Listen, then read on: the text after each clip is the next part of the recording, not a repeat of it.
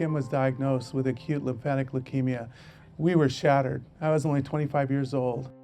Any of you who's ever had a baby, you can't imagine how much you love that child.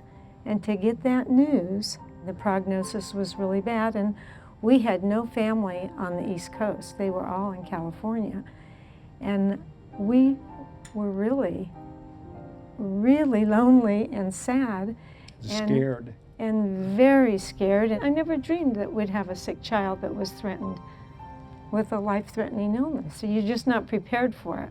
In 1972, Fred joined up with his neighbors Stan Lane and Leonard Toews, the owner of the Eagles, to start a nonprofit organization to raise money for leukemia research. But basically what we did, we started Eagles Fly for Leukemia, but everybody kind of rallied behind this little girl, Kim Hill. Stan and Fred went to Kim's doctor, Larry Naiman, to see what his hospital needed.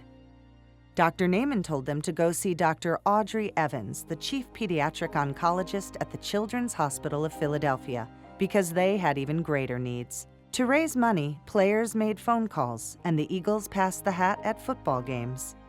Soon they had raised $100,000, which they presented to Dr. Evans. And I said, thank you so much, this is wonderful. By the way, what I really need is I need $32,000 because I'm trying to buy a house in Philadelphia near the new Children's Hospital. And I found the house, but I need the money. And I remember asking, and you said, we need a house, For close by where the parents can stay. I think you call it like a halfway house. Jim Murray, the Eagles' general manager, thought about one of their sponsors, McDonald's. Would they consider helping to build the house? The regional manager was Ed Rensi. And I actually went in there and watched the players answering phone calls, and I thought, wow, this is really kind of special.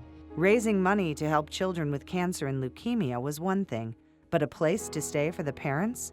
That was unheard of. You probably don't even remember this, Audrey, but you said to me, strong marriages and strong families will be irreparably damaged because of this, or they will be enhanced because they survive it. Weak families and weak marriages will suffer beyond repair, but the children always pay the price. To raise the money to build the house, St. Patrick's Day was coming. And it was great Irish timing because the big promotion was Shamrock Shakes. I said, I'll get Jerome and Gabriel, and can we get 25 cents from each Shamrock Shake? And like all Italians, he upped me. He said, nah, how about if we give you all the money, can we call it the Ronald McDonald House?